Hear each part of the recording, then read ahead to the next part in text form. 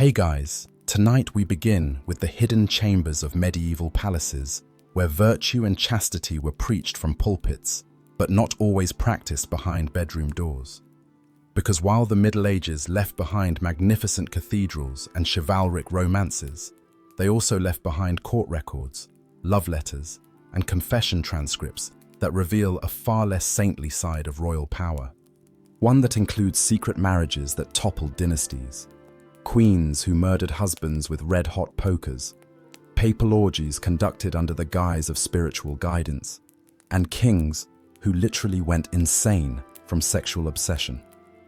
So, before you get comfortable, take a moment to like the video and subscribe, but only if you genuinely enjoy what I do here.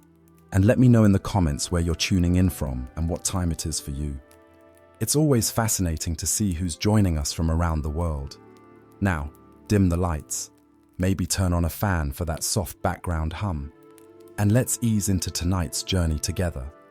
When a medieval king took a wife, he was expected to leave boyhood behind, along with his freedom, his friends, and his right to love whoever caught his fancy. He also handed over his body to the service of dynasty. In theory, he became a servant of his bloodline. In practice, the marriage bed was often a battlefield. Royal marriage was serious business. No passion, no romance, definitely no midnight rendezvous with anyone who wasn't politically useful. But as any good historian or exhausted court chronicler will tell you, vows are only as binding as the will to follow them. And in many royal chambers, the will was remarkably flexible. For some kings, marriage was treated more like a suggestion. After all, if you're surrounded by beautiful courtiers, foreign ambassadors, and the occasional suspiciously charming confessor, things can get complicated. Very complicated. Some got creative with interpretations. There were whispered arguments that love didn't count if it served the realm's interests. Others leaned into divine right loopholes. If God chose you to rule, then who could object to a little passion, political or otherwise? Especially if you called it diplomacy. Reports from papal legates sent to investigate moral decay often contain delicately phrased complaints like excessive familiarity between crowned heads or unscheduled visits to royal chambers. Translated, someone was misbehaving and it was probably happening near the throne. Then there were the courts that ran more like expensive brothels. Noble families would send their daughters with clear expectations that someone else would manage their appetites. Some kingdoms tried to maintain standards, others shrugged and hoped the Pope didn't visit too often. Take Eleanor of Aquitaine, who divorced the King of France, married the King of England 8 weeks later, and spent the next 50 years orchestrating the political seduction of medieval Europe. Or Isabella of France, who watched her husband lavish attention on his male lovers, transformed herself into a master manipulator, and quite possibly arranged his death in a manner that medieval chroniclers described as poetically appropriate. These weren't isolated scandals, they were the foundation of medieval politics. Because when your entire governmental system depends on one person's bloodline, that person's bedroom becomes the most important room in the kingdom. Who they sleep with determines inheritance. Who they don't sleep with can trigger civil wars. Historians still argue whether Pope Alexander VI actually held orgies in the Vatican, or if his enemies just had excellent imaginations and access to printing presses. Either way, the Borgia scandals nearly brought down the Catholic Church and definitely gave confession a whole new meaning. Of course, not every royal marriage descended into chaos. Many rulers lived genuinely devoted lives, praying together, ruling wisely, and producing heirs with mathematical precision. But others, let's just say they interpreted their wedding vows the way modern politicians interpret campaign promises.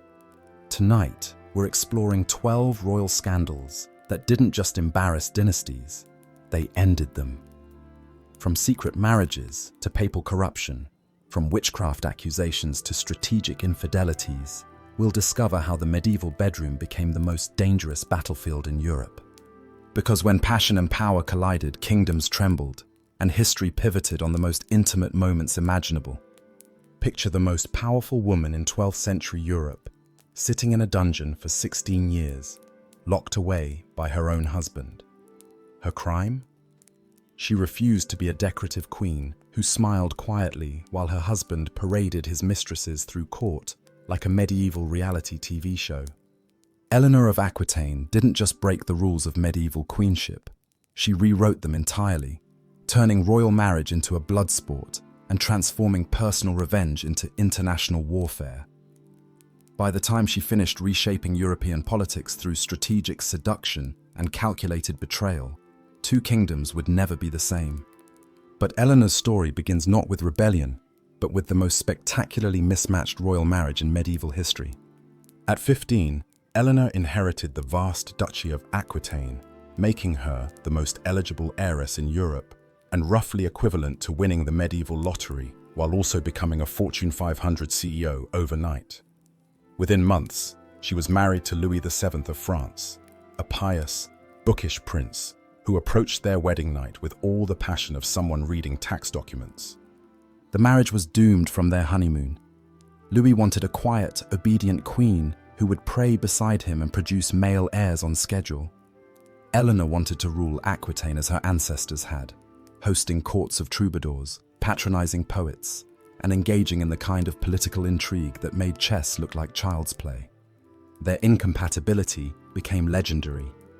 Louis preferred fasting and prayer to feasting and dancing. Eleanor threw elaborate parties that scandalized the French court with their luxury and wit. He wore hair shirts as penance. She wore silk gowns that cost more than most nobles' annual income. They were essentially medieval oil and water, but with crowns and considerably higher stakes. The breaking point came during the Second Crusade, when Eleanor insisted on joining Louis in the Holy Land. Medieval chroniclers noted that she brought along an entourage of ladies-in-waiting dressed as Amazons, because apparently even medieval warfare needed better costume design. But what happened in Antioch would destroy their marriage forever. Eleanor's uncle, Raymond of Poitiers, ruled Antioch with charm, intelligence, and the kind of magnetic personality that made both men and women reconsider their life choices. When Eleanor arrived at his court, the whispers began immediately. She spent long hours in private council with Raymond. She laughed at his jokes. She defended his military strategies against her husband's objections. Louis became convinced that Eleanor was having an affair with her own uncle. Whether this was true remains one of history's most delicious mysteries. Historians still argue whether Eleanor actually seduced Raymond, or if Louis's paranoia and sexual jealousy simply couldn't comprehend a woman capable of independent political thought. Either way, Louis dragged Eleanor from Antioch in the middle of the night like a medieval kidnapping, effectively ending any chance of their marriage surviving. The journey home was 20 kinds of awkward.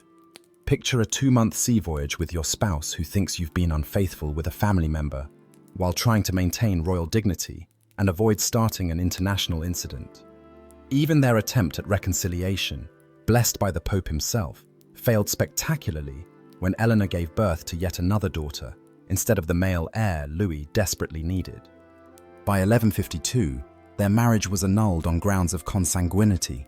They were distant cousins, which in medieval Europe was about as shocking as sharing a Netflix password. But what Eleanor did next scandalized the entire continent and reshuffled the balance of European power, like a deck of cards handled by a very ambitious dealer. 8 weeks after her divorce, Eleanor married Henry Plantagenet, Duke of Normandy and Count of Anjou, who would soon become Henry II of England. This wasn't just remarriage, it was a geopolitical earthquake. Eleanor brought Aquitaine as her dowry, instantly making the English crown more powerful than the French monarchy that had just divorced her. Louis VII must have felt like he'd traded away Microsoft stock for magic beans, except the magic beans turned into his worst political nightmare. Eleanor's court in Poitiers became the epicenter of what scholars call the courtly love movement, though strategic seduction academy might be more accurate. She patronized troubadours who wrote songs celebrating the power of passionate love over martial duty. She hosted courts of love where noble ladies allegedly judged disputes about romantic protocol, turning flirtation into a formalized political tool. Some historians describe these courts as medieval think tanks for female empowerment. Others suggest they were elaborate covers for political networking and intelligence gathering. Eleanor probably enjoyed keeping everyone guessing, which seems entirely in character for a woman who turned uncertainty into an art form. But Eleanor's greatest political weapon wasn't her court of love or her strategic marriages. It was her ability to turn her own sons into instruments of revenge against their father. When Henry II flaunted his affair with Rosamund Clifford, building her a tower at Woodstock and making their relationship embarrassingly public, Eleanor's patience finally snapped. She convinced her sons Henry the Young King, Richard the Lionheart, and Geoffrey of Brittany to rebel against their father in 1173. This wasn't teenage rebellion. This was a coordinated family coup orchestrated by a mother whose political genius had been underestimated for decades. The rebellion tore the Plantagenet Empire apart and established a pattern of family warfare that would define English politics for generations. Henry VI's response was swift and brutal. He captured Eleanor and imprisoned her for the next 16 years, keeping her under house arrest in various castles while her sons continued their rebellions without her direct guidance. Therefore, the woman who had reshaped European politics through marriage, divorce, and strategic motherhood spent nearly 2 decades watching her legacy unfold from behind stone walls. But even in captivity, Eleanor's influence endured. Her sons never forgot the lessons she'd taught them about using personal relationships as political weapons. Richard would become the legendary Crusader king, but he was also his mother's son in matters of statecraft and strategic alliance. John, her youngest, inherited both her political cunning and her talent for making enemies, though with considerably less success. When Henry II died in 1189, Eleanor was finally released from prison at age 67. She immediately resumed her role as the power behind multiple thrones, serving as regent during Richard's absence on crusade, and orchestrating the delicate politics of succession when he died childless. Eleanor's legacy extended far beyond her own lifetime. The Angevin Empire she helped create through her marriages would dominate medieval Europe for centuries.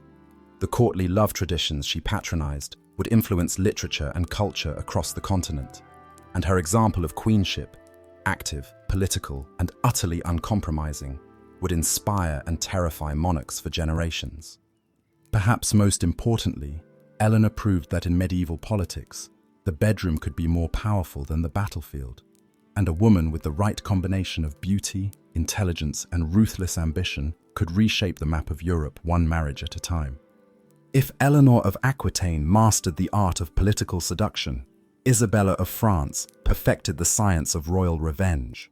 But Isabella's transformation from neglected wife to conquering queen began with watching her husband crown another man with her own jewelry while she sat forgotten at the royal table like an expensive decoration nobody remembered to dust.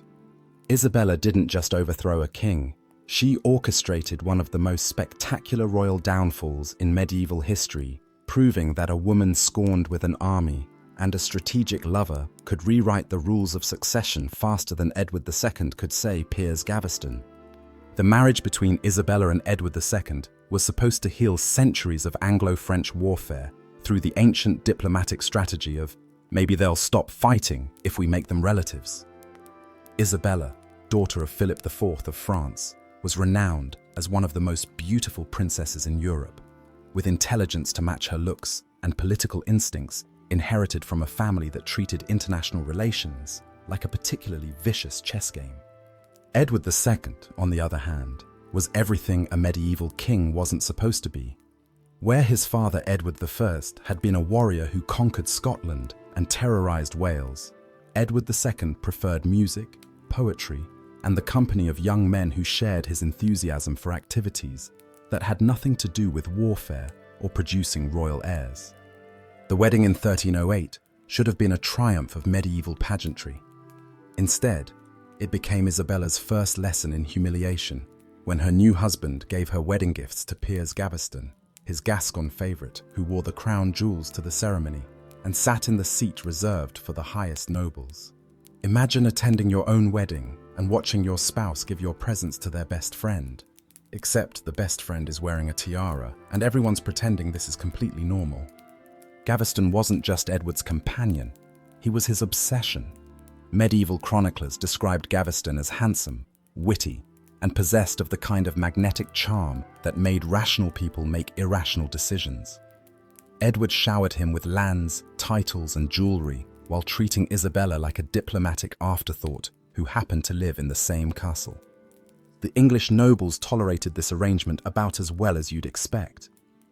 They had fought for decades to limit royal power, and watching their king hand out earldoms to his boyfriend like party favors was exactly the kind of favoritism that made baronial blood pressure spike to dangerous levels.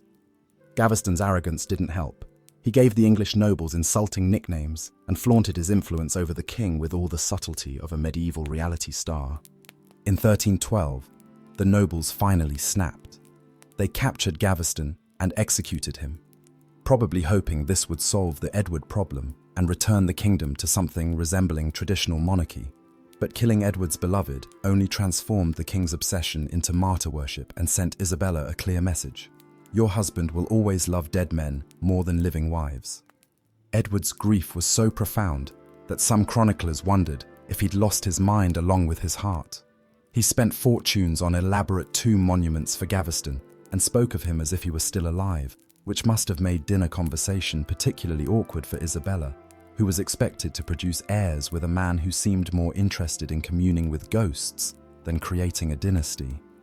But Edward's capacity for inappropriate royal favourites was apparently unlimited, because soon Hugh Despenser the Younger arrived to fill the Gaveston-shaped hole in the king's heart.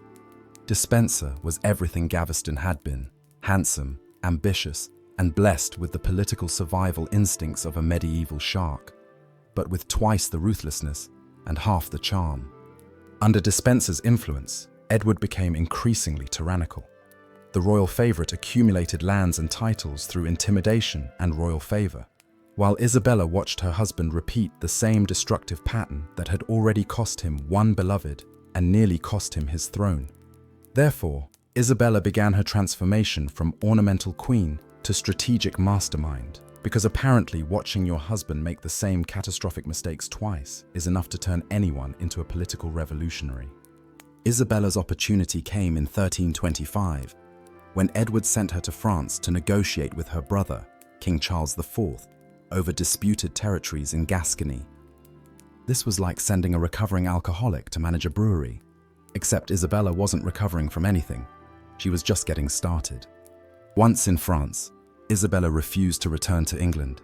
She claimed, with perfect diplomatic politeness, that she feared for her safety while Despenser controlled her husband. In reality, she was assembling the medieval equivalent of a hostile takeover, complete with foreign backing, military support, and a handsome younger lover who happened to be one of England's most powerful exiles. Roger Mortimer was everything Edward II wasn't: a proven military commander, politically savvy, and possessed of the kind of dangerous charisma that made sensible women reconsider their life choices.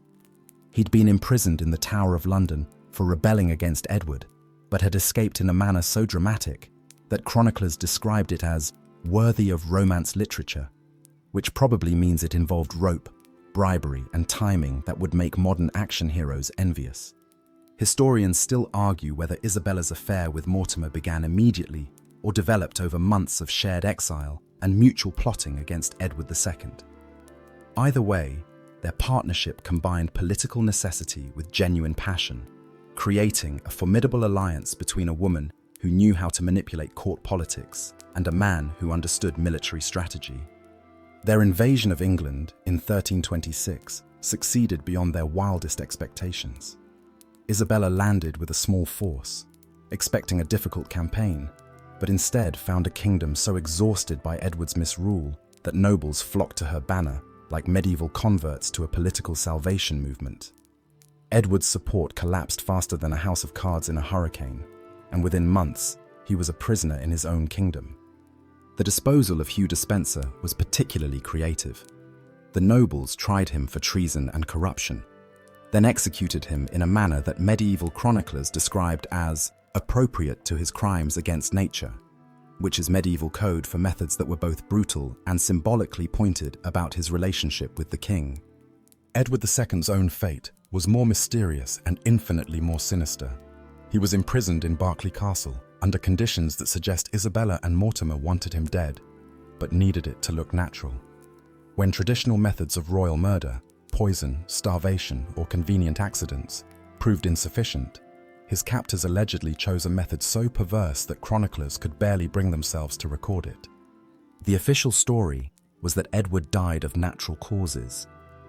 The whispered version, passed down through generations of chroniclers who understood the power of symbolic justice, suggested that he was murdered with a red-hot poker inserted where the sun doesn't shine, a death that served as gruesome commentary on his sexual preferences and a warning to future kings about the consequences of prioritizing personal pleasure over political stability.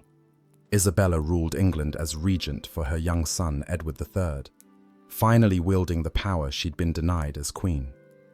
But power obtained through treachery has a tendency to corrupt even the most justified revolutionaries. And Isabella's partnership with Mortimer gradually evolved from strategic alliance to tyrannical rule that made Edward II's favoritism look restrained by comparison. The irony was perfect and inevitable.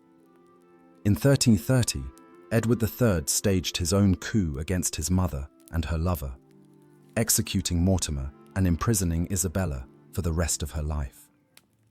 Therefore, the woman who had overthrown a king for his inappropriate relationships found herself overthrown by her own son for the exact same reason, proving that royal sexual politics follows patterns more predictable than the tides. Isabella spent her final years in comfortable captivity, probably reflecting on the strange justice of medieval politics, where the methods that destroy your enemies can eventually destroy you, and where the bedroom remains the most dangerous battlefield in any castle. While Isabella of France proved that royal revenge was best served cold and with an invading army, across the Alps in Rome, the Borgia family was discovering that the Vatican made an excellent base of operations for activities that would make medieval brothel owners blush with envy and take notes on customer service. When Rodrigo Borgia became Pope Alexander VI in 1492, he didn't just bring corruption to the papacy, he transformed the seat of Christian moral authority into what scandalized chroniclers diplomatically called a house where spiritual and temporal pleasures were equally available, which is medieval code for this place makes Sodom and Gomorrah look like a church picnic. Rodrigo's path to the papal throne was paved with gold, strategic bribes, and the kind of moral flexibility that would make modern politicians feel like amateur hour. As a cardinal, he'd already fathered multiple children with different mistresses, accumulated vast wealth through creative interpretations of church law, and hosted parties that made Roman senators nostalgic for the good old days of imperial debauchery. But when he became pope, Rodrigo faced a unique challenge: how to maintain his lifestyle of sins while serving as the earthly representative of divine virtue. His solution was brilliantly simple. He just stopped pretending there was a contradiction. Therefore, the Vatican under Alexander VI became history's most successful case study in cognitive dissonance, where papal bulls were signed in the morning and papal orgies allegedly held in the evening. Alexander's most notorious mistress was Julia Farnese, a stunning teenager who was married to another man, but spent so much time in papal apartments that Romans nicknamed her the Pope's whore, with the kind of casual acceptance usually reserved for discussing the weather. Julia wore papal jewelry to public masses, received gifts that bankrupted monasteries, and apparently had such influence over church policy that foreign ambassadors reported conducting official business through her bedroom rather than the traditional diplomatic channels.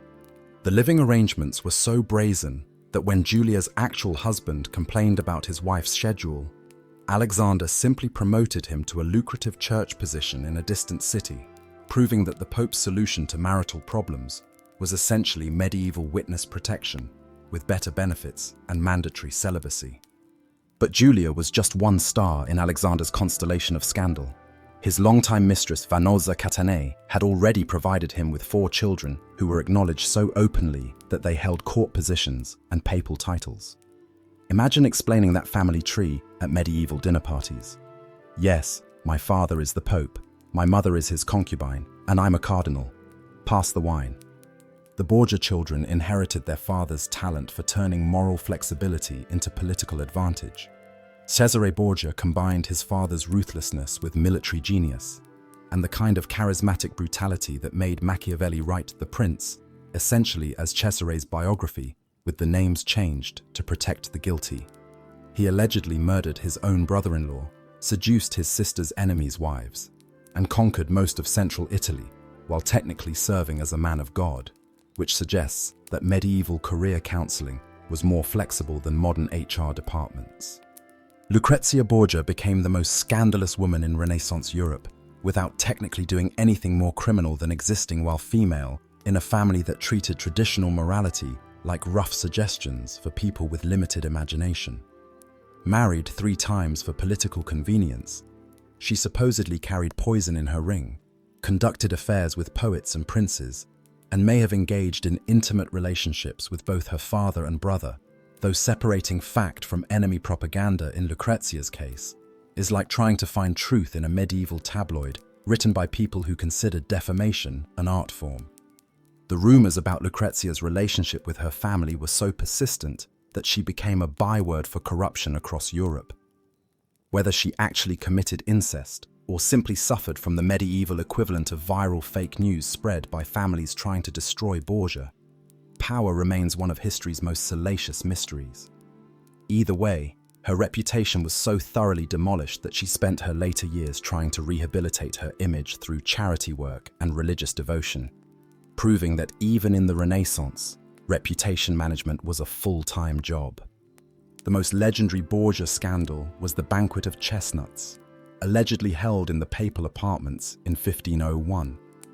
According to hostile chroniclers, Alexander hosted an evening where courtesans danced naked around chestnuts scattered on the floor, with prizes awarded for various creative accomplishments that definitely weren't covered in any religious education curriculum. Historians still argue whether this event actually occurred or represents the ultimate example of Renaissance character assassination. But the fact that people believed the Pope capable of hosting orgies in the Vatican suggests that Alexander's reputation had already traveled well beyond the point of plausible deniability. The party's description reads like something written by someone who had never attended an orgy, but had heard about them secondhand from people with excellent imaginations and questionable motives. The details are so specific, yet so perfectly scandalous, that they feel like medieval fan fiction written by Alexander's political enemies, except with more nudity and chestnuts than most fan fiction typically includes. But whether or not Alexander actually hosted papal orgies, his family's use of sexuality as a political weapon was undeniably effective. They arranged marriages, annulled inconvenient unions, and allegedly poisoned rivals with such efficiency that getting Borgia'd became Renaissance slang for dying under suspicious circumstances, involving people who smiled too much and asked too many questions about your will. Alexander's method of handling church criticism was particularly creative. When reformist monks complained about Vatican corruption, he would either promote them to distant bishoprics where their voices couldn't reach Rome, or arrange for them to experience sudden spiritual revelations that led to convenient deaths from natural causes that just happened to resemble poisoning symptoms. The Pope's interpretation of blessing apparently included helping critics achieve early sainthood through martyrdom. The Borgia approach to confession was equally innovative. Instead of the traditional model where people confessed sins to priests, Alexander essentially ran the process in reverse. He committed the sins and expected everyone else to pretend they hadn't noticed. This created a theological paradox that kept church scholars busy for decades, trying to determine whether papal infallibility covered activities that would normally result in excommunication for anyone without a tiara. The family's downfall came with mathematical inevitability when Alexander VI died suddenly in 1503, possibly from fever, possibly from poison intended for a dinner guest, or possibly from divine intervention by a god who had finally run out of patience with the whole situation. Cesare immediately lost his political support. Lucrezia retreated to become a respectable duchess, and the new Pope Julius II spent considerable effort cleaning house and pretending the previous administration had never existed. The Borgia legacy haunted the Catholic Church for centuries.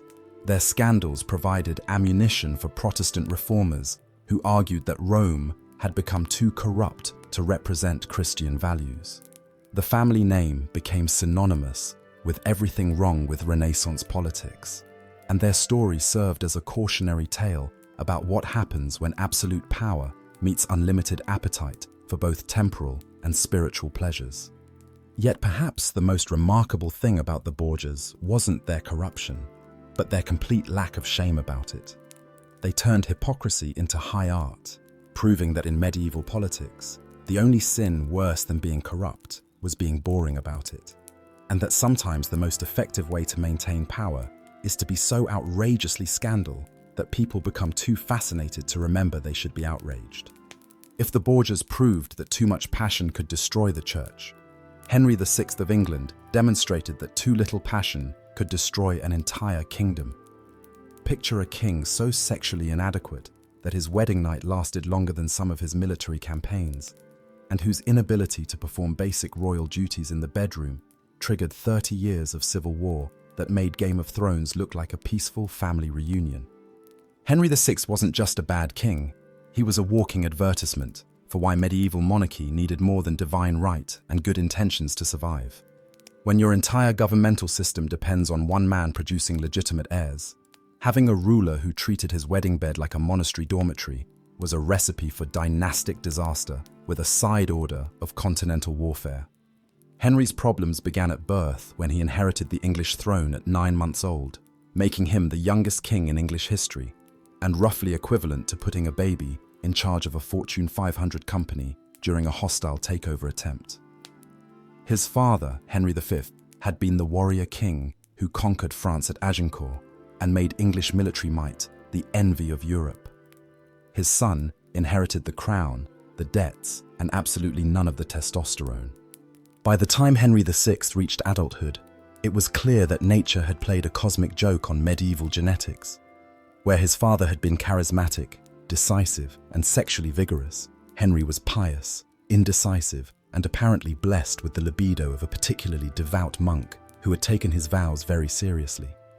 He preferred prayer to politics, scholarship to statecraft, and seemed genuinely surprised that being king involved more than reading theology and hoping everything worked out for the best. The choice of Margaret of Anjou as his queen was supposed to solve England's diplomatic problems with France through the time-honored tradition of marrying your way to peace treaties. Margaret was intelligent, politically astute, and possessed of the kind of fierce determination that could have conquered kingdoms if she'd been born male. Unfortunately, she was married to a man who apparently needed divine intervention to remember which end of the marriage bed was his responsibility. Their wedding night became the stuff of courtly legend, though not for romantic reasons. Margaret reportedly spent most of it trying to explain basic human anatomy to a husband whose religious education had been more thorough than his sexual instruction. Medieval chroniclers delicately noted that the royal couple required extensive spiritual counseling before achieving marital harmony, which is diplomatic code for this took way longer than anyone expected and involved uncomfortable conversations with very patient priests. The delay in producing an heir became a source of national anxiety that bordered on obsession. Court physicians examined the royal diet. Astrologers calculated auspicious dates, and the Archbishop of Canterbury allegedly offered special prayers for royal fertility that were so specific they made confession awkward for months afterward. Meanwhile, Margaret endured the medieval equivalent of performance anxiety while trying to coax her husband into fulfilling his dynastic duties through methods that probably weren't covered in any contemporary marriage manuals. When Prince Edward was finally born in 1453, nearly 8 years after the royal wedding, the timing raised eyebrows across Europe faster than a Renaissance social media scandal. The problem wasn't just the delay, it was the circumstances. Henry VI had suffered a complete mental breakdown in 1453, spending months in a catatonic state where he couldn't recognize his own courtiers, let alone perform his husbandly duties. Yet somehow, during this period of total incapacitation, Margaret became pregnant. The mathematical impossibility of the situation wasn't lost on Henry's political enemies, particularly Richard, Duke of York, who had been serving as regent during the king's madness and had excellent reasons to question the prince's legitimacy. Historians still argue whether Margaret's pregnancy was the result of a miraculous royal recovery that no one bothered to document, or whether she had sought comfort and genetic material from other sources while her husband drooled into his porridge. The most persistent rumour centred on Edmund Beaufort, Duke of Somerset, who had been conspicuously attentive to the Queen during Henry's illness and possessed the kind of political ambition that made suspicious timing look like strategic planning. Somerset was handsome, intelligent, and importantly, capable of basic human functions during periods when the king was busy staring at walls and occasionally making unintelligible religious pronouncements. Whether Prince Edward was actually Henry's son or Somerset's became the kind of open secret that everyone discussed in whispers, but no one dared voice publicly, like medieval celebrity gossip, with significantly higher stakes for everyone involved. The uncertainty poisoned the royal succession and provided Richard of York with exactly the ammunition he needed to justify his own claim to the throne based on his descent from Edward III through a more reliable bloodline that didn't involve questions about paternity or divine intervention. Margaret's response to these whispers was to become the most fierce protector of her son's inheritance in medieval history, transforming from a frustrated wife into a political mastermind who made Eleanor of Aquitaine look restrained. She took control of government policy, built military alliances, and essentially ruled England through a husband who was too mentally fragile to remember his own name on difficult days. The irony was perfect and terrible. Henry VI's sexual dysfunction created exactly the power vacuum that medieval political theory said female rule was supposed to prevent. Margaret wielded authority that no queen consort had ever possessed, making decisions about war, taxation, and foreign policy, while her husband practiced his penmanship and contemplated the mysteries of divine grace, with the focus of someone who had given up on earthly responsibilities entirely. The Wars of the Roses erupted in 1455, when Richard of York decided that a kingdom ruled by a mentally ill king and a potentially adulterous queen was worth fighting to claim for his own family line. What followed were 3 decades of civil war that killed roughly half the English nobility, bankrupted the crown, and turned royal succession into a blood sport where legitimacy was determined more by military victory than genetic inheritance. The ultimate tragedy was that Henry VI's problems were probably medical rather than moral. Modern historians suggest he may have suffered from catatonic schizophrenia, a condition that would explain both his mental breakdowns and his sexual difficulties.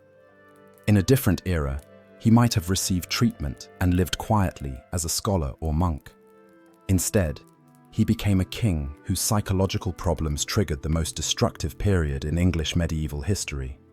Therefore, the Wars of the Roses stand as history's most expensive lesson in why royal marriage required more than religious ceremony and good intentions, and why a dynasty's survival sometimes depended less on divine favor than on basic human biology functioning according to schedule. While Henry VI proved that sexual dysfunction could accidentally destroy kingdoms, across the Channel, Louis XI of France was demonstrating that strategically weaponizing other people's sexual appetites could conquer them without firing a single arrow. Picture a king who ran medieval Europe's most successful intelligence network, staffed entirely by beautiful women whose job descriptions included espionage, seduction, and occasional light treason. And you'll begin to understand why Louis earned the nickname the Spider King. Louis XI didn't just use sex as a diplomatic tool, he industrialized it, turning royal courtesans into strategic assets and transforming every nobleman's bedroom into a potential intelligence-gathering operation. While other kings collected armies, Louis collected compromising information, and his approach to statecraft made modern political operatives look like amateur hour. The Spider King's web began with a simple observation. Every powerful man had appetites that could be exploited, weaknesses that could be leveraged, and desires that could be strategically satisfied by the right person at the right moment for the right political price. Louis transformed this insight into the most effective foreign policy tool in medieval Europe, proving that you could conquer kingdoms more efficiently through blackmail than through siege warfare. Louis's network of what court chroniclers delicately called diplomatic hostesses operated across Europe like a medieval honey trap franchise. These weren't common prostitutes or random courtesans. They were carefully selected, extensively trained, and politically sophisticated women who could discuss theology with bishops, military strategy with generals, and trade policy with merchants, all while gathering intelligence that would make modern spy agencies weep with envy. The recruitment process was reportedly meticulous. Louis's agents identified women who combined physical beauty with intellectual capability, political awareness with emotional intelligence, and the kind of moral flexibility that came naturally to people who understood that survival often required creative interpretations of traditional virtue. Some were noble daughters facing financial ruin, others were talented actresses seeking career advancement, and a few were apparently just entrepreneurial spirits who recognized opportunity when it wore a crown.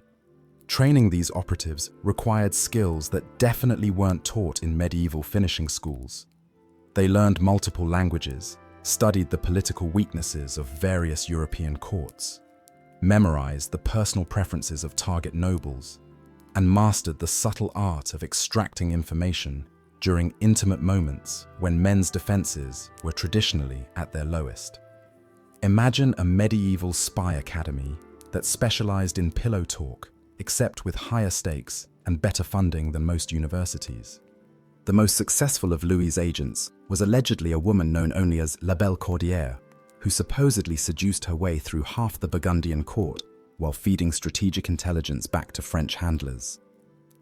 Her cover story, that she was a wealthy merchant's widow seeking protection and companionship, allowed her to move freely between cities while building relationships with men who controlled everything from trade routes to military fortifications.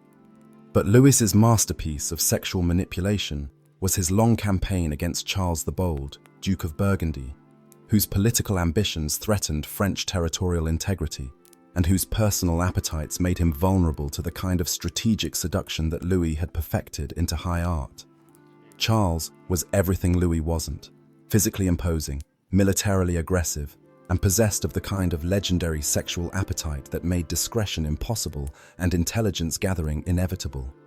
Louis allegedly planted multiple agents in Charles's court, including at least one who became the Duke's semi-official mistress, and apparently provided detailed reports on everything from Burgundian military plans to Charles's increasingly erratic decision-making process. The operation was so successful that some historians suggest Louis knew about Burgundian troop movements before Charles's own generals did, which explains how French forces consistently outmaneuvered a supposedly superior military commander. The royal brothels that Louis established in major French cities served multiple purposes beyond their obvious commercial function. They provided cover for intelligence operations, gathering points for international information, and honey traps for visiting dignitaries who might possess useful diplomatic secrets. These establishments were staffed by women who could recognize foreign accents, remember overheard conversations, and report interesting details to handlers who understood the strategic value of pillow talk between the right people. Louis's own bastard children became strategic assets in this web of sexual politics. He acknowledged over a dozen illegitimate offspring and used them as diplomatic chess pieces, marrying them into noble families across Europe to create networks of kinship that served French interests while appearing to honor his partners' families. It was a brilliant solution to the traditional problem of royal bastards. Instead of sources of embarrassment, they became tools of foreign policy. The king's personal involvement in these operations was reportedly hands-on in ways that made court chroniclers uncomfortable to record. He allegedly interviewed potential agents personally, reviewed intelligence reports from bedroom operations, and maintained detailed files on the sexual preferences of European nobles that read like medieval personality profiles, written by someone with excellent sources and questionable ethics. Historians still argue whether Louis actually maintained the extensive spy network that contemporary sources described. or whether enemy propaganda inflated his reputation for sexual manipulation to discredit his political successes. Either way, the reputation itself became a weapon. Nobles across Europe began suspecting every beautiful woman of being a French agent, which created exactly the kind of paranoia and mistrust that served Louis's diplomatic interests perfectly. The Spider King's approach to marriage alliances was equally calculating. He arranged matches between French nobles and foreign aristocrats, based not on romantic compatibility or even political advantage, but on intelligence-gathering potential. These strategic marriages created opportunities for long-term espionage operations that could span decades, turning every wedding into a potential recruitment opportunity for future agents. The ultimate irony of Louis's sexual intelligence network was that it eventually ensnared his own son, the future Charles VIII, who inherited both his father's kingdom and his father's agents, but lacked the political sophistication to manage them effectively. Charles became entangled with women who had originally been planted to spy on foreign courts, creating feedback loops of manipulation that made governing France like playing chess against opponents who knew all your moves in advance. Therefore, Louis XI's legacy proved that in medieval politics, the most effective weapon wasn't the sword or the crown, but the strategic deployment of human desire, and that a king who understood the price of everyone's pleasure could purchase kingdoms more efficiently than any army ever conquered them. If Louis XI proved that sexual politics could be systematized into statecraft, Elizabeth Woodville demonstrated that a single strategic seduction could rewrite the political map of England faster than you could say, love potion.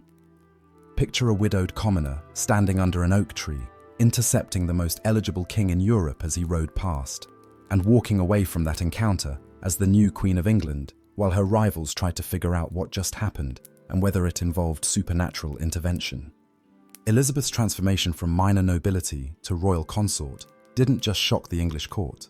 It violated every rule of medieval marriage politics so completely that the only logical explanations involved either witchcraft, divine intervention, or seduction skills that belonged in a medieval masterclass on strategic flirtation.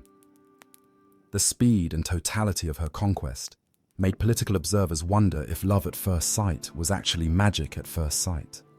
The encounter under the oak tree at Grafton in 1464 has become one of history's most romantically painted political coups, though the romance probably had less to do with destiny and more to do with Elizabeth's genius for timing, positioning, and understanding exactly what a young king needed to hear when he was feeling politically isolated and emotionally vulnerable.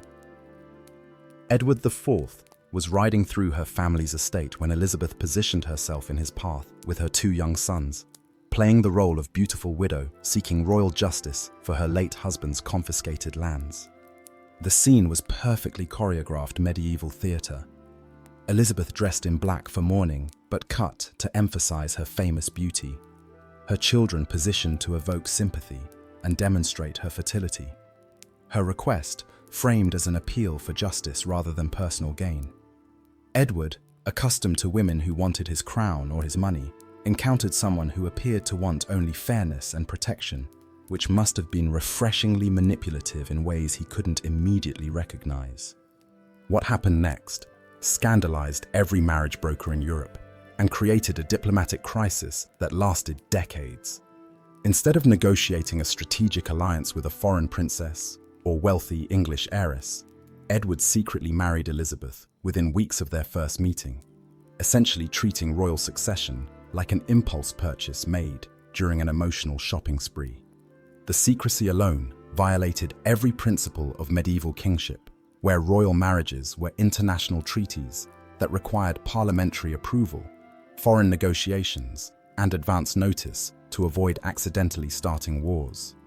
But the secret marriage was just the beginning of Elizabeth's assault on traditional court hierarchy. She arrived at Edward's court with an extended family that treated royal favor like a clearance sale, quickly arranging advantageous marriages for her siblings and positioning her relatives in key governmental positions with the efficiency of a medieval nepotism machine. Within months, the Woodville clan had transformed from minor gentry into one of the most powerful families in England, which made established nobles feel like they'd been demoted without notice. The speed of the Woodville ascension was so dramatic that political enemies immediately suspected supernatural assistance. Accusations of witchcraft began almost before the wedding celebrations ended, with rival families suggesting that Elizabeth had used love potions, enchantments, or other magical interventions to seduce the king into making decisions that contradicted both his political interests and his previous romantic patterns. Elizabeth's mother, Jacquetta of Luxembourg, became the primary target of these witchcraft accusations because she had the kind of mysterious continental background that made perfect sense for a family matriarch running a supernatural influence operation. Jacquetta was rumored to possess knowledge of herbal remedies, astrological calculations, and other skills that could be interpreted as either advanced medical knowledge or evidence of trafficking with demonic forces, depending on your political allegiances and tolerance for ambitious in-laws. The witchcraft charges weren't just medieval gossip. They became serious political weapons wielded by families whose own marriage negotiations had been disrupted by Elizabeth's unexpected royal promotion. In 1469, Parliament actually investigated allegations that Jacquetta had used images of lead made like a man and woman to bewitch the king into marriage, which is essentially medieval evidence tampering involving voodoo dolls and parliamentary hearings that probably made C-SPAN coverage look exciting by comparison. Historians still argue whether the Woodville women actually practiced any form of magic, or whether they simply understood psychology, politics, and male psychology so well that their success appeared supernatural to contemporaries who couldn't imagine women achieving power through purely natural means. Either way, the accusation stuck because Elizabeth's rise was so improbable that magical explanation seemed more plausible than admitting that a commoner had outmaneuvered the entire English aristocracy through superior strategic thinking.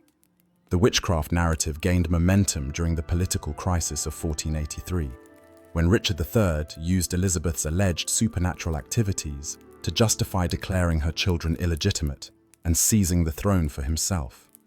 Richard's propaganda campaign painted Elizabeth as a sorceress who had corrupted royal bloodlines through magical manipulation, turning her greatest political triumph, her successful marriage to Edward IV, into evidence of treason against the natural order of Christian monarchy. The irony was that Elizabeth's real power came not from supernatural abilities, but from thoroughly natural political instincts that allowed her to recognize opportunities, exploit weaknesses, and build alliances with the kind of strategic precision that would have impressed Louis XI himself. She understood that medieval politics was essentially advanced relationship management, and she excelled at managing relationships with everyone, from foreign ambassadors to kitchen servants who might overhear useful conversations. Elizabeth's influence extended beyond her own lifetime through her daughter, Elizabeth of York, who married Henry VII and became the mother of Henry VIII, ensuring that Woodville genetic material and political lessons shaped the Tudor dynasty for generations. The family that had been accused of using witchcraft to corrupt royal bloodlines ended up providing the genetic foundation for England's most famous royal dynasty, which suggests that whatever magic the Woodvilles possessed was remarkably durable and surprisingly successful at long-term strategic planning. The curse that allegedly followed the Woodville women through subsequent generations became a source of both fear and fascination for medieval chroniclers, who needed explanations for the family's continued political relevance despite repeated attempts to destroy their influence. Whether this curse was supernatural retribution or simply the natural consequences of being ambitious women in a world that punished female political agency remains an open question for historians who study the intersection of gender, power, and medieval superstition. Therefore, Elizabeth Woodville's legacy proved that, in medieval politics, being accused of witchcraft was often just another way of saying that a woman had succeeded too well at a game that men assumed only they knew how to play, and that sometimes the most effective magic was simply understanding exactly what people wanted to believe about love, power, and the price of both. While Elizabeth Woodville proved that strategic seduction could elevate a commoner to queenship, across the Channel in France, Charles VI was demonstrating that royal madness combined with sexual dysfunction could literally sign away an entire kingdom to foreign enemies. Picture a king who believed he was made of glass and couldn't be touched without shattering, married to a queen who solved her marital problems by conducting strategic affairs that made French succession look like a reality TV show written by someone with a political science degree and questionable ethics.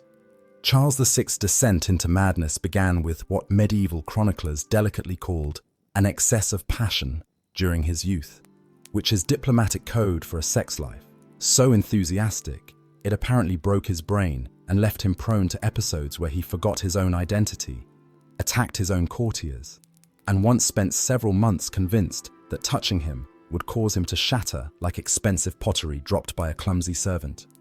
The transformation from promising young king to royal disaster case was so dramatic that court physicians spent decades trying to determine whether Charles's condition was caused by sorcery, divine punishment, or what modern medicine might recognize as severe bipolar disorder triggered by stress, trauma, and the kind of lifestyle choices that medieval health insurance definitely wouldn't have covered. Charles's early reign showed promise that made his later breakdown all the more tragic. He married Isabeau of Bavaria in 1385, a political alliance that was supposed to strengthen ties with the German states while providing France with a queen capable of producing male heirs and managing court politics during the king's frequent military campaigns. Isabeau was intelligent, politically astute, and possessed of exactly the kind of pragmatic ambition that could have stabilized the French monarchy if she'd been married to a king whose brain functioned consistently. But the famous Bal des Ardents in 1393 marked the beginning of Charles's psychological unraveling and the end of any pretense that his marriage to Isabeau would follow traditional royal patterns. The masquerade ball where Charles and 5 courtiers dressed as wild men in costumes made of linen and pitch was supposed to be harmless court entertainment. But when the Duke of Orleans accidentally set the performers on fire with a torch, Charles barely survived while 4 of his companions burned to death in what must have been the most traumatic team-building exercise in medieval history. The psychological trauma of watching friends die in agony while he escaped by chance triggered Charles's first major mental breakdown, during which he became convinced that he was made of glass and would shatter if anyone touched him. This delusion made performing royal duties somewhat challenging, since medieval kingship typically required handshakes, ceremonial embraces, and other forms of physical contact that Charles now viewed as potentially fatal activities, requiring elaborate protective protocols that made court etiquette resemble handling radioactive materials. Isabeau's response to her husband's glass delusion was to adapt her political strategy in ways that would have impressed even the most cynical medieval observers. Since Charles couldn't be touched without risking royal fragmentation, she took control of governmental functions while simultaneously pursuing personal relationships that provided both emotional satisfaction and strategic political advantage, essentially running France as a single mother with benefits and an excellent excuse for her husband's absence from official duties. The most persistent rumor about Isabeau's extracurricular activities centered on Louis, Duke of Orleans, who happened to be Charles's younger brother and possessed all the charisma, political intelligence, and basic sanity that the king increasingly lacked.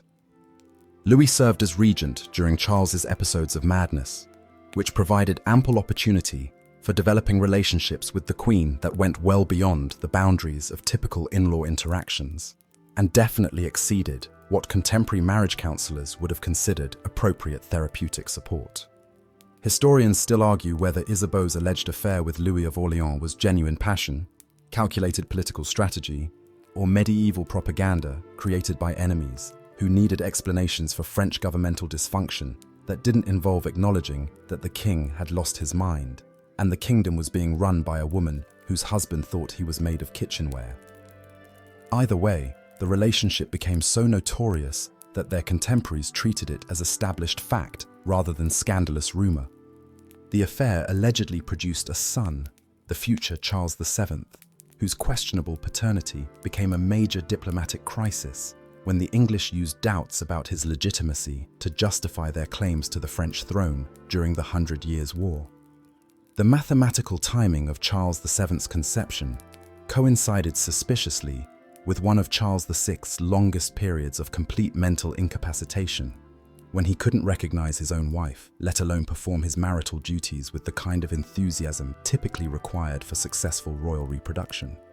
Isabeau's political maneuvering during her husband's madness was so successful that she essentially ruled France for decades, while maintaining the fiction that Charles VI remained in charge of royal decision-making. She negotiated treaties, managed court finances, and conducted foreign policy with the efficiency of someone who understood that political survival required adapting quickly to circumstances that medieval political theory had never anticipated, and contemporary etiquette manuals definitely hadn't covered. The Treaty of Troyes in 1420 represented the ultimate consequence of Charles VI's madness and Isabeau's strategic adultery.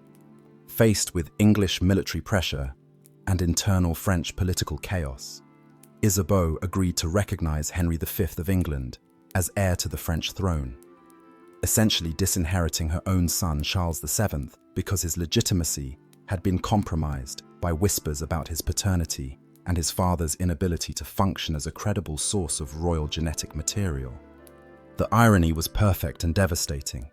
Charles VI's mental illness had created exactly the kind of succession crisis that medieval monarchy was designed to prevent, while Isabeau's attempts to compensate for her husband's dysfunction had provided their enemies with legal justification for conquest that didn't require military victory, just genealogical lawyers and moral outrage about adultery in high places. Charles VI spent his final years in a state of psychological limbo, occasionally lucid enough to understand that his kingdom was being carved up by foreign powers, but too mentally fragile to do anything beyond signing documents that other people placed in front of him, and hoping that his signature wouldn't somehow cause him to shatter into pieces that would be difficult to reassemble for future royal appearances. Therefore, the reign of Charles VI proved that in medieval politics, a king's madness could be more destructive than enemy armies, and that sometimes the greatest threat to royal succession wasn't foreign invasion, but the simple biological reality that ruling kingdoms required rulers whose brains functioned well enough to remember which century they were living in and whether their wife was someone they should recognize. If Charles VI's madness showed how royal dysfunction could accidentally destroy kingdoms, medieval kings across Europe were proving that royal virility could be almost as politically dangerous when channeled in the wrong direction. Picture a continent littered with royal bastards, whose existence served as both proof of kingly masculinity and ticking time bombs that could explode into civil wars whenever legitimate succession became inconvenient. And you'll understand why medieval royal bedrooms were essentially weapons manufacturing facilities disguised as private chambers. The medieval approach to royal illegitimacy was a masterclass in having your cake and eating it too, where kings could demonstrate their sexual prowess through prolific bastard production, while simultaneously maintaining that only legitimate children counted for succession purposes, creating a system that satisfied male ego while ensuring maximum political chaos for future generations who had to sort out the genealogical mess left behind by their oversexed ancestors. Henry of England holds the medieval record for acknowledged royal bastards, with over 20 illegitimate children scattered across his kingdom like a genetic lottery that created potential claimants to everything from duchies to the throne itself. Henry's approach to bastard management was so systematic that court chroniclers described his illegitimate offspring as the king's other family, which suggests that royal reproductive policies required organizational skills typically associated with managing medium-sized corporations rather than traditional family structures. The sheer logistics of supporting 20-plus bastards while maintaining legitimate royal marriages required financial planning that would challenge modern accountants, especially since medieval royal bastards expected maintenance, education, and strategic marriage arrangements that reflected their royal bloodlines without technically acknowledging their claims to inheritance. Henry essentially ran a parallel royal family system where bastards received ducal-level treatment without ducal-level rights, creating a class of semi-royals whose political status remained perpetually ambiguous and potentially explosive. But the real genius of Henry's bastard strategy was his use of illegitimate children as diplomatic chess pieces who could be married into foreign noble families creating kinship networks that served English interests while providing his bastards with appropriate social positions that satisfied their royal pride without threatening legitimate succession. These strategic bastard marriages were so effective that Henry's illegitimate descendants influenced European politics for centuries, proving that royal genetic material retained its political value even when delivered through unofficial channels.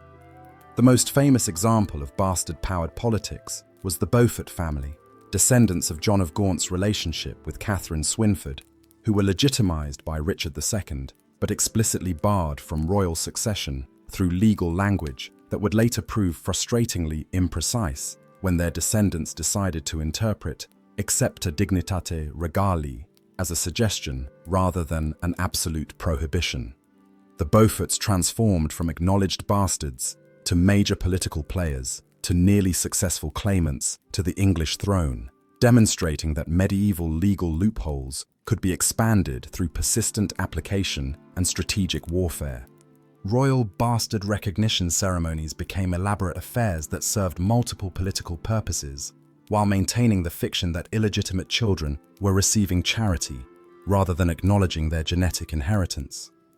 These ceremonies typically involved public declarations of royal paternity, grants of titles and lands, and formal presentations at court that established the bastard's social status, while carefully avoiding language that might imply succession rights, creating legal documents that read like constitutional law, written by lawyers who specialized in having things both ways.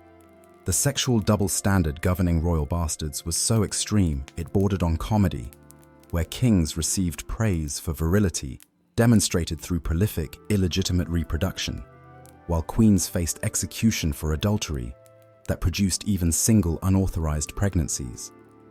Male royal sexuality was celebrated as evidence of divine favor and genetic potency, while female royal sexuality was policed with the intensity typically reserved for handling nuclear materials in unstable political environments. Historians still argue whether medieval kings actually believed their bastards posed no succession threats, or whether they simply preferred to deal with potential civil wars in the future rather than practice sexual restraint in the present. But the consistent pattern of royal bastard production suggests that immediate gratification consistently outweighed long-term political planning in medieval royal decision-making processes. Royal bastards themselves developed sophisticated strategies for leveraging their unofficial status into official power, often serving as military commanders, diplomatic agents, and political advisors whose royal bloodlines provided authority, while their bastard status made them less threatening to legitimate heirs who might otherwise view royal relatives as potential usurpers, requiring preemptive elimination through convenient accidents or sudden illnesses. The most successful royal bastards learned to walk the political tightrope between acknowledging their royal heritage and respecting legitimate succession, often achieving more actual power than their legitimate siblings, who were constrained by formal protocols and succession expectations. Bastards could take risks, pursue military glory, and engage in political adventures that would be considered inappropriate for legitimate heirs, whose primary responsibility was survival until inheritance time. Some bastard rebellions succeeded spectacularly, like Henry VII's victory at Bosworth Field, where Lancastrian claims through Beaufort bastard lines proved sufficient to establish the Tudor dynasty and transform illegitimate royal genetics into the foundation for over a century of legitimate rule. Other bastard rebellions failed catastrophically, creating cautionary tales about the dangers of overestimating the political value of royal DNA when unsupported by military victory or popular support. Medieval royal bastards also served as insurance policies for dynasties facing extinction through legitimate line failures, providing backup genetic material that could be legitimized retroactively when political necessity required creative interpretations of succession law. This bastard insurance system worked so well that some historians suggest medieval kings deliberately maintained bastard populations as hedge strategies against dynastic failure, treating illegitimate reproduction as a form of political risk management. The psychological impact of royal bastard status on the individuals involved was complicated by the simultaneous privilege and limitation inherent in their positions, creating personalities that combined royal entitlement with outsider resentment in ways that made them particularly effective at both serving and threatening the legitimate royal establishment they could never fully join, but could never completely leave. Therefore, medieval royal bastards proved that in a world where bloodlines determined political power, even unofficial royal genetics retained enough potency to reshape kingdoms, and that sometimes the most effective way to ensure dynastic survival was to scatter royal DNA widely enough that legitimate and illegitimate claims became impossible to distinguish when succession crises required creative solutions to traditional problems. While medieval kings weaponized their bastards for political advantage, Catherine de' Medici proved that a truly ambitious queen could weaponize everybody else's sexual appetites to build an empire that lasted 3 generations and nearly conquered Europe through strategic deployment of beautiful women who doubled as intelligence operatives, marriage brokers, and occasionally assassins with excellent taste in jewelry and an advanced understanding of human psychology. Catherine arrived in France in 1533 as a 14-year-old bride carrying mysterious Italian arts, strategic political instincts, and what her enemies would later describe as an unnatural understanding of human weakness, which is Renaissance code for someone who studied people the way modern data scientists study consumer behavior, except with higher stakes and more creative applications for gathered intelligence. The marriage between Catherine and Henry II was supposed to cement the alliance between France and the powerful Medici banking dynasty, but instead became a masterclass in patience, strategic thinking, and the kind of long-term planning that would make modern political operatives weep with envy. Catherine spent the first decade of her marriage watching her husband conduct a very public affair with Diane de Poitiers, a woman 20 years his senior, who essentially ran French court politics, while Catherine smiled politely and took detailed mental notes about power dynamics, sexual manipulation, and the political value of strategic invisibility. Diane de Poitiers was everything Catherine wasn't. Established French nobility, sexually experienced, politically connected, and possessed of the kind of confident maturity that made teenage brides feel like they were competing in a contest where they didn't understand the rules, the scoring system, or why everyone else seemed to have received instruction manuals while they were handed participation trophies and vague encouragement to do their best. But Catherine's apparent powerlessness during these early years was actually an extended graduate education in French court politics, where she learned to observe without being noticed, understand without revealing her knowledge, and plan without announcing her intentions. While Diane occupied Henry's bed and attention, Catherine studied every noble family's weaknesses, mapped every political alliance, and developed what would become the most sophisticated intelligence network in Renaissance Europe, staffed primarily by women whose beauty was matched only by their strategic intelligence and moral flexibility. The death of Henry II in 1559 during a tournament accident transformed Catherine from ignored wife to the most powerful woman in Europe virtually overnight, though her power came not through official titles, but through her control over 3 successive kings, her sons, Francis II, Charles IX, and Henry III, who inherited their father's throne but lacked both his political instincts and his resistance to maternal influence that bordered on emotional manipulation disguised as loving guidance. Catherine's most innovative political creation was the Flying Squadron, a carefully selected group of beautiful, intelligent women who served as what modern intelligence agencies would recognize as honey trap operatives, except with better training, higher social status, and job descriptions that included seduce foreign diplomats, gather strategic intelligence, and occasionally arrange convenient accidents for people who pose threats to French interests. The Flying Squadron made the CIA look like amateur hour in terms of operational sophistication and creative problem-solving. These women weren't common courtesans or random beauties recruited for their looks. They were carefully chosen for psychological intelligence, emotional manipulation skills, and the kind of strategic thinking that allowed them to extract information during intimate moments when their target's defenses were compromised by passion, wine, or the dangerous combination of both. Catherine personally supervised their training, which reportedly included lessons in languages, politics, poison detection, and conversation techniques that could make men reveal state secrets while believing they were impressing sophisticated women with their importance and intelligence. The recruitment process for the flying squadron was allegedly so rigorous that Catherine maintained waiting lists of potential operatives and conducted personal interviews that evaluated candidates' acting abilities, political awareness, and capacity for compartmentalizing emotional attachment from professional objectives. Imagine a medieval spy academy that specialized in romantic espionage, except with better funding than most universities and graduation ceremonies that involved assignment to foreign courts rather than diploma presentations. One of Catherine's most successful operations involved deploying flying squadron members to infiltrate the court of Philip II of Spain, where they gathered intelligence about Spanish military preparations, identified potential Spanish agents operating in France, and created enough romantic chaos among Spanish courtiers that Philip's own intelligence operations became compromised by interpersonal drama that read like a Renaissance soap opera written by someone with access to state secrets and questionable judgment about professional boundaries. Catherine's use of astrological consultations and alleged experiments with poison were probably less supernatural and more practical than her enemies suggested.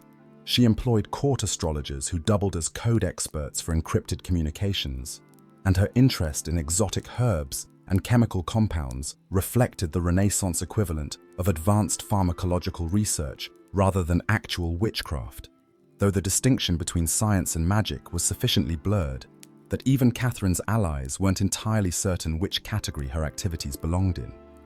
Historians still argue whether Catherine actually ordered the St. Bartholomew's Day massacre in 1572, or whether she simply failed to prevent religious violence that had been building for years through tensions she had helped create by playing Catholic and Protestant factions against each other in pursuit of policies that prioritized French political interests over religious consistency.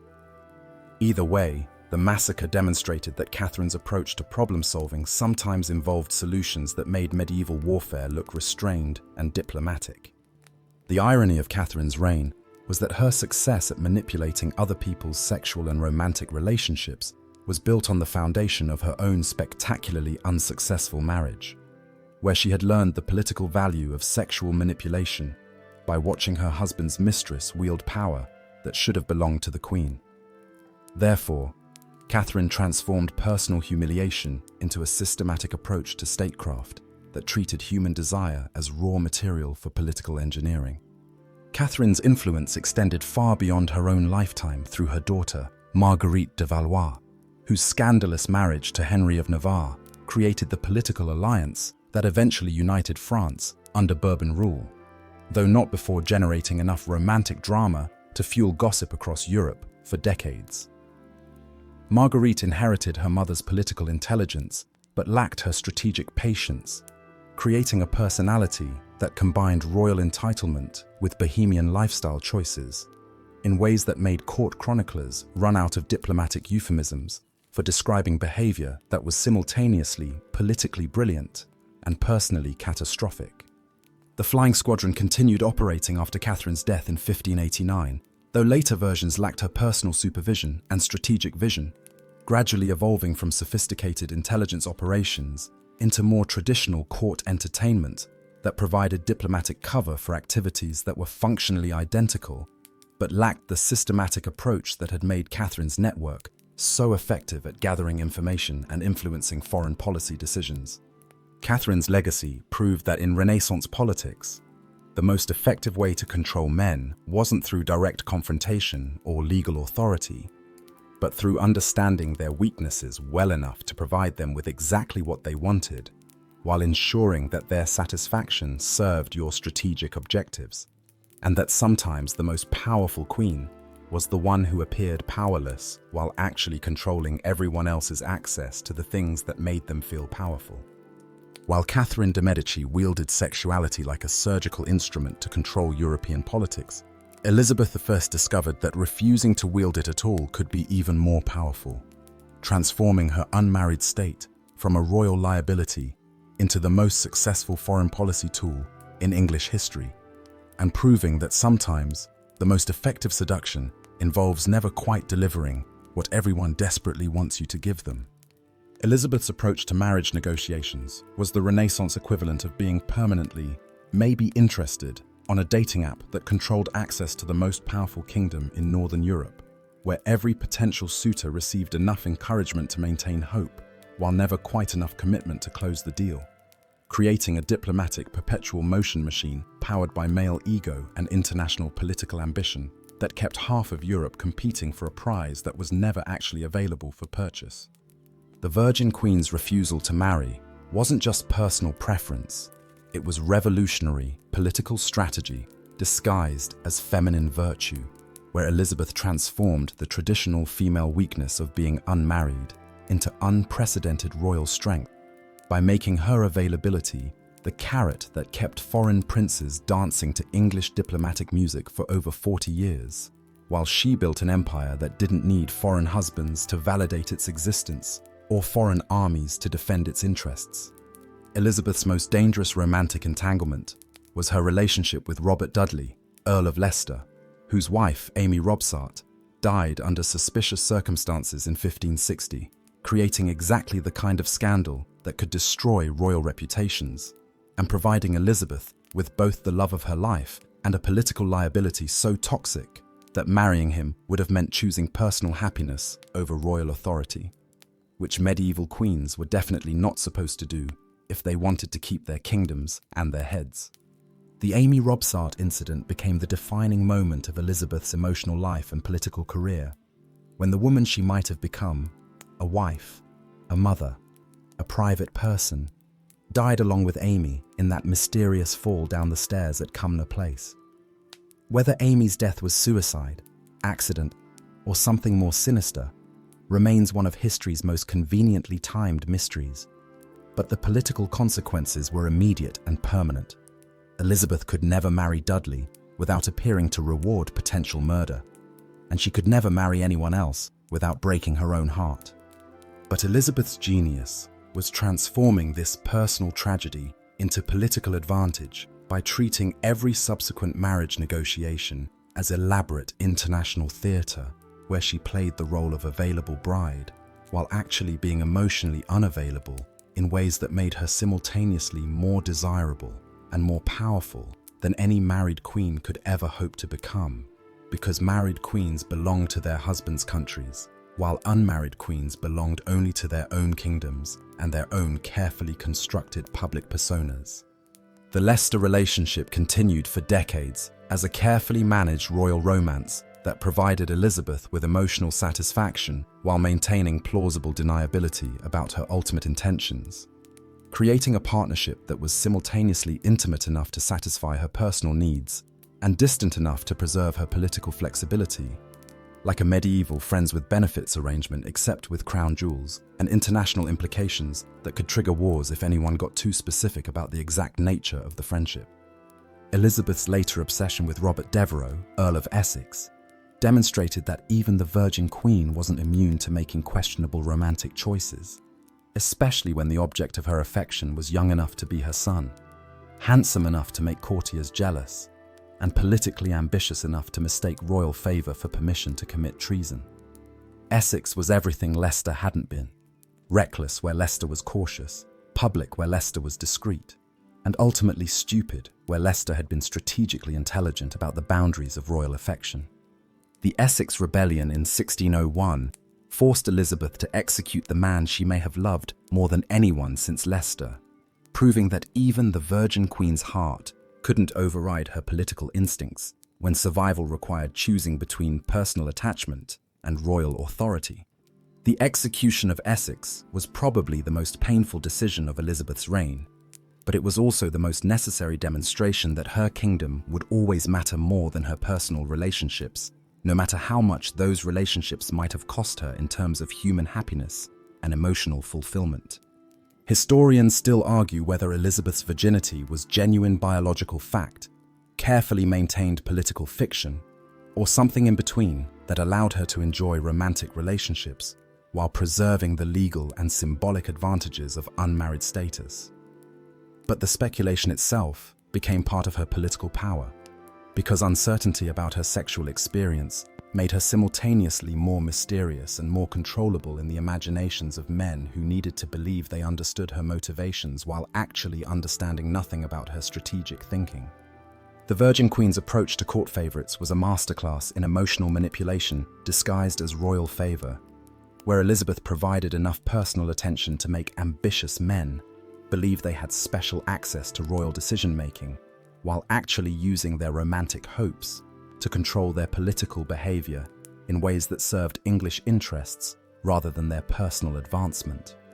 Her court became a theatrical stage where everyone performed roles in romantic dramas that were actually political plays written by a queen who understood that power often came from making people think they had influence while ensuring they never actually received it. Elizabeth's foreign marriage negotiations with Philip II of Spain, Eric XIV of Sweden, Archduke Charles of Austria, and the Duc d'Anjou were essentially diplomatic masterpieces disguised as romantic courtships, where she extracted maximum political advantage from each potential alliance, while never quite committing to terms that would have limited her independence or compromised English sovereignty.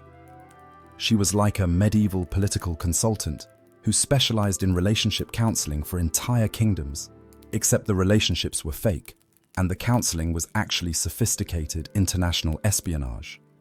The propaganda of Elizabeth's virginity became so central to English national identity that questioning it bordered on treason, creating a public persona that was simultaneously humanly relatable and divinely untouchable, where the Virgin Queen could inspire both maternal affection and religious devotion while maintaining political authority that married queens could never achieve, because their power was always filtered through their husbands' kingdoms and their husbands' political priorities.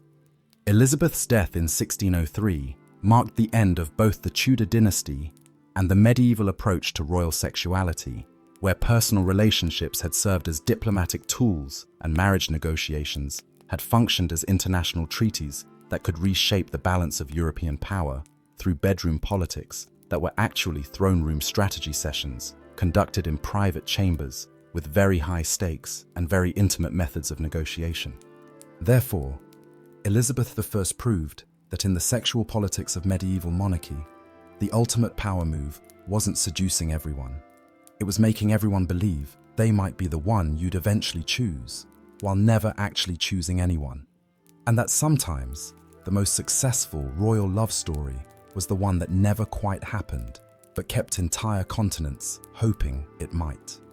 While Elizabeth I weaponized her virginity to control international politics, Louis XIV took the opposite approach and weaponized his sexuality so thoroughly that he transformed the entire French court into a theatrical stage where royal mistresses held more political power than most European princes, and where managing the king's love life became a full-time diplomatic specialty that required advanced degrees in psychology, interior decorating, and strategic jealousy management.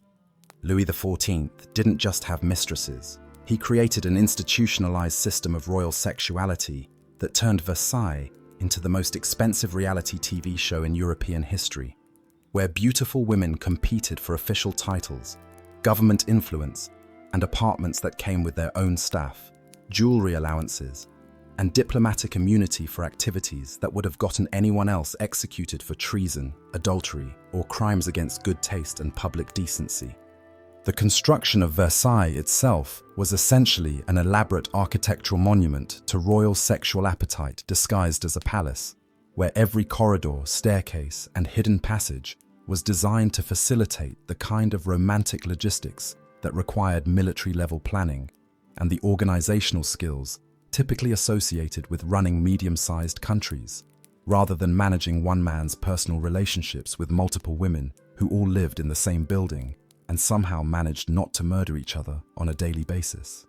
Louis's first official mistress, Louise de la Vallière, established the template for royal favorites that combined genuine emotional attachment with strategic political positioning, proving that successful royal mistresses needed to master both the art of romantic satisfaction and the science of court politics, while maintaining the kind of diplomatic discretion that would make modern intelligence operatives weep with professional envy and personal inadequacy.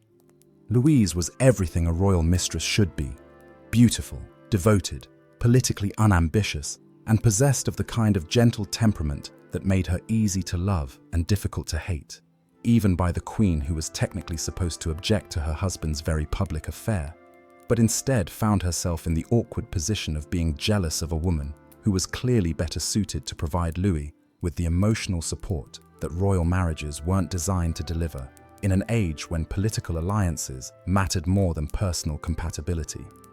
But Louise's very virtues made her unsuitable for the kind of long-term royal relationship that Louis required, as his political ambitions expanded beyond personal satisfaction to include European domination through cultural influence, military conquest, and the strategic deployment of French sophistication as a diplomatic weapon that required mistresses capable of intimidating foreign ambassadors, rather than just providing emotional comfort to an increasingly megalomaniacal king with delusions of solar grandeur.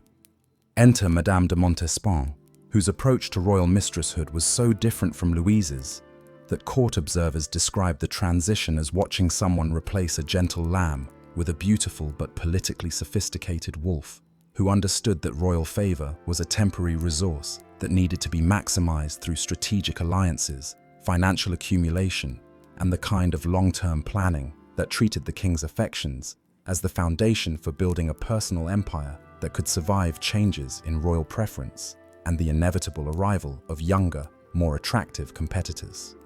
Montespan's reign as royal favorite lasted nearly 20 years and coincided with Louis's transformation from young king to absolute monarch, creating a partnership where royal sexuality and political ambition reinforced each other in ways that made the king more powerful while making his mistress one of the most influential women in European politics.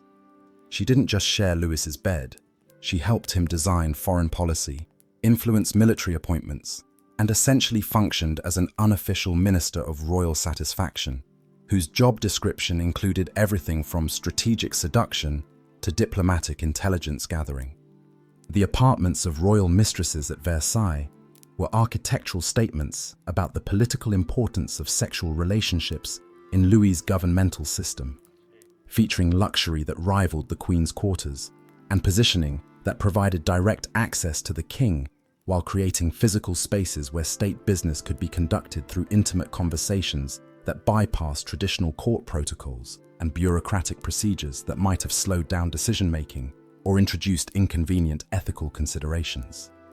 But Montespan's greatest innovation was her use of what contemporary chroniclers delicately called chemical assistance to maintain royal favor, allegedly employing a network of fortune-tellers, poison suppliers, and practitioners of what the church considered forbidden arts to ensure that Louis's affections remained focused on her, despite the constant arrival of potential competitors who were younger, more beautiful, or possessed of political connections that made them strategically attractive for reasons that had nothing to do with their bedroom skills or emotional intelligence.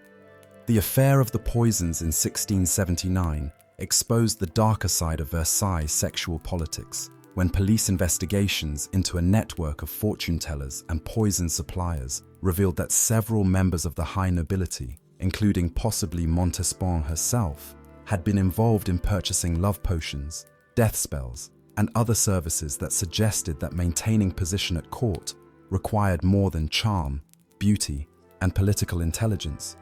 It also required access to supernatural assistance and occasionally the strategic elimination of rivals through methods that medieval toxicology couldn't reliably detect. Historians still argue whether Montespan actually participated in black masses or attempted to poison rival mistresses, or whether she simply became the victim of political enemies who needed to destroy her influence over the king, and chose accusations of witchcraft as the most effective method for discrediting a woman whose power depended entirely on royal favor that could be withdrawn if Louis began to view her as a spiritual liability rather than a political asset. The transition from Montespan to Madame de Maintenon represented Louis's evolution from libertine king to reformed monarch whose later life piety required a mistress capable of providing both sexual satisfaction and moral justification for activities that his increasingly religious conscience found difficult to reconcile with his public role as the most Christian king of France and defender of Catholic virtue throughout Europe.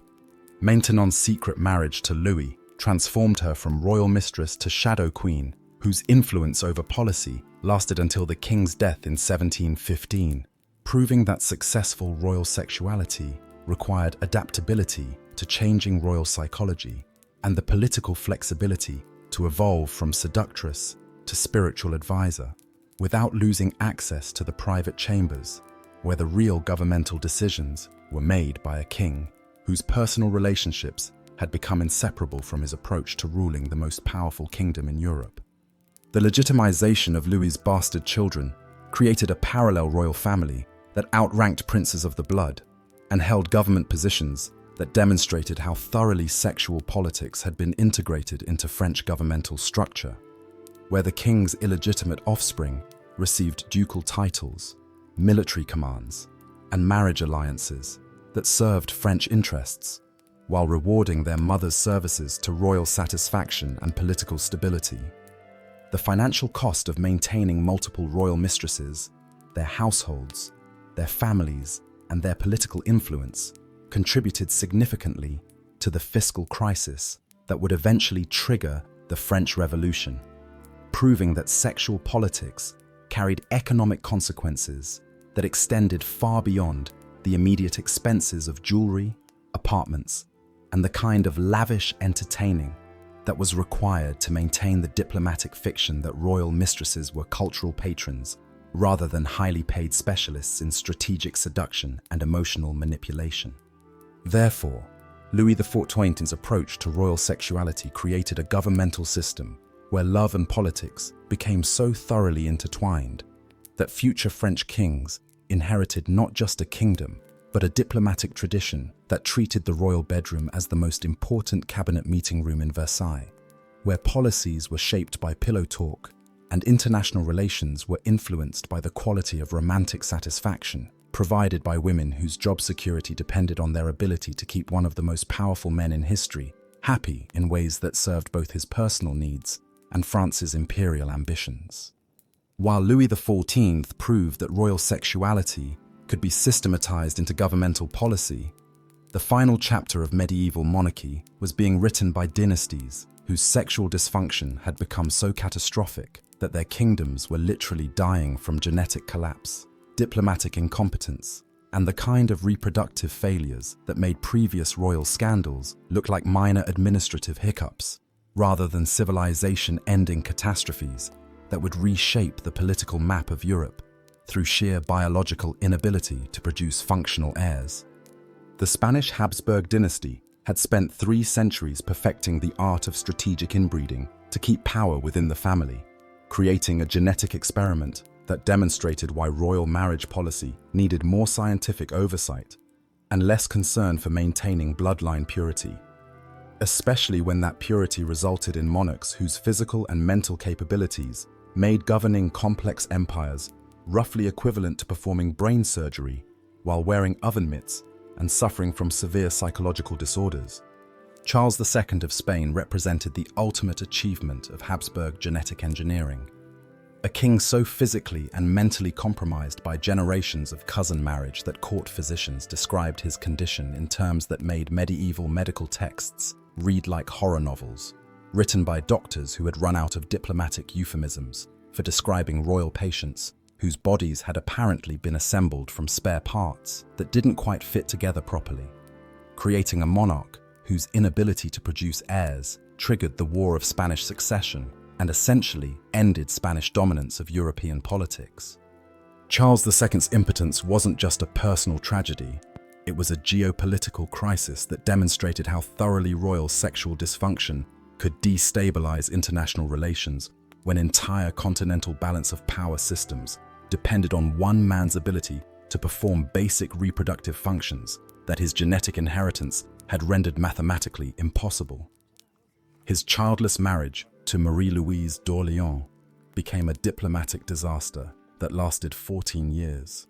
and provided European courts with front-row seats to the slow-motion collapse of what had once been the most powerful dynasty in Christian Europe.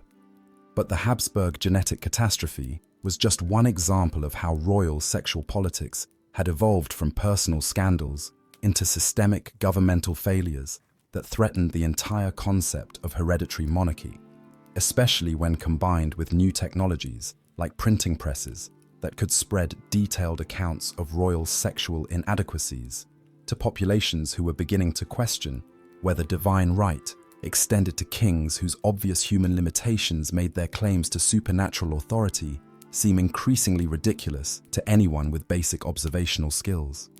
The Ottoman Empire's harem politics created different but equally destructive sexual succession crises, where the elimination of traditional primogeniture in favor of survival of the fittest fraternal competition resulted in sultanates that spent more energy on internal family warfare than external imperial expansion, creating a governmental system that treated royal succession like a battle royale, where the winner inherited an empire that had been weakened by the very process designed to ensure strong leadership through competitive elimination of potential rivals. Russian royal sexuality under Catherine the Great represented the opposite extreme of Habsburg dysfunction, where legendary sexual appetite became both political strength and diplomatic liability, especially when Catherine's romantic choices influenced foreign policy decisions in ways that made European diplomats wonder whether Russian imperial strategy was being determined by bedroom politics rather than national interests, creating the kind of international uncertainty that made traditional alliance systems unreliable guides for predicting Russian behavior in continental conflicts. Catherine's approach to lovers was so systematic that court chroniclers treated her romantic relationships like governmental appointments that served specific political functions, where each favorite brought particular skills, connections, or territorial expertise that contributed to Russian imperial expansion while providing personal satisfaction that enabled Catherine to maintain the emotional energy required for governing the largest empire in the world through administrative systems that would have overwhelmed rulers whose personal lives provided less effective stress relief. The Protestant Reformation had fundamentally altered the sexual politics of European monarchy by challenging clerical celibacy while simultaneously creating new moral standards for royal behavior that made traditional medieval approaches to royal sexuality seem incompatible with Reformed Christian virtue, especially when Protestant propagandists could point to Catholic royal scandals as evidence that Rome's moral authority had been compromised by centuries of sexual corruption, that made papal claims to spiritual leadership seem hypocritical to populations whose religious allegiances were shifting toward denominations that promised cleaner separation between spiritual and temporal authority. Marie Antoinette's alleged sexual scandals represented the final evolution of royal sexuality from diplomatic tool into revolutionary weapon, where accusations of adultery, lesbianism, and general moral corruption became propaganda instruments that delegitimized monarchy itself rather than just individual monarchs, proving that the printing press had transformed royal sexual behavior from private matter into public political issue that could destroy dynasties through popular opinion rather than military conquest or noble rebellion.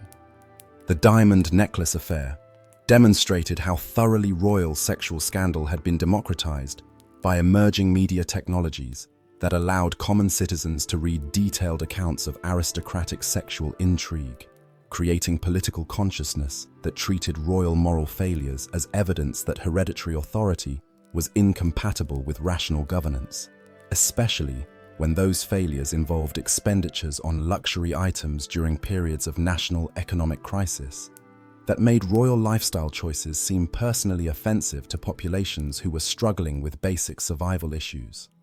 Historians still argue whether Marie Antoinette actually committed the sexual transgressions attributed to her by revolutionary propagandists, or whether she simply became the convenient target for popular anger about aristocratic excess that had been building for generations of royal sexual and financial irresponsibility. But the political effectiveness of sexual accusations against her demonstrated that royal legitimacy now depended on public approval rather than divine sanction. fundamentally altering the relationship between monarchs and subjects. The French Revolution's sexual politics extended beyond attacks on individual royal behavior to systematic critiques of aristocratic lifestyle that treated sexual privilege as evidence of broader social inequality, creating revolutionary ideology that connected personal moral reform with political transformation in ways that made traditional monarchy incompatible with emerging democratic values that emphasized merit over inheritance, virtue over bloodline, and public service over private pleasure as the foundation for legitimate governmental authority. The execution of Louis XVI and Marie Antoinette marked the end of medieval approaches to royal sexuality, not because it eliminated monarchy entirely, but because it demonstrated that future royal families would need to adapt their personal behavior to public expectations, rather than expecting public opinion to accommodate royal preferences, creating modern constitutional monarchy that treated royal sexual behavior as subject to the same moral standards applied to ordinary citizens, rather than operating under separate ethical systems that justified royal privilege through supernatural authority claims.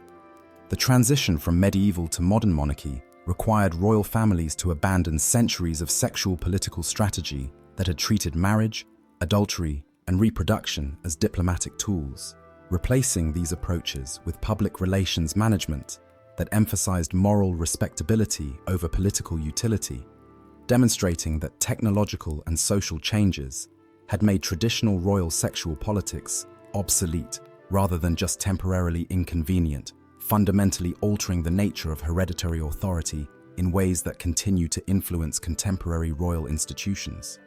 Therefore, the end of medieval royal sexuality marked the beginning of modern political systems, where personal behavior became public property and sexual scandal evolved from dynasty-ending catastrophe into tabloid entertainment, proving that the most profound political revolution wasn't the replacement of monarchy with democracy, but the transformation of royal sexuality from weapon of statecraft into source of popular amusement that could no longer determine the fate of kingdoms, because kingdoms themselves had become accountable to populations whose opinions mattered more than royal bloodlines.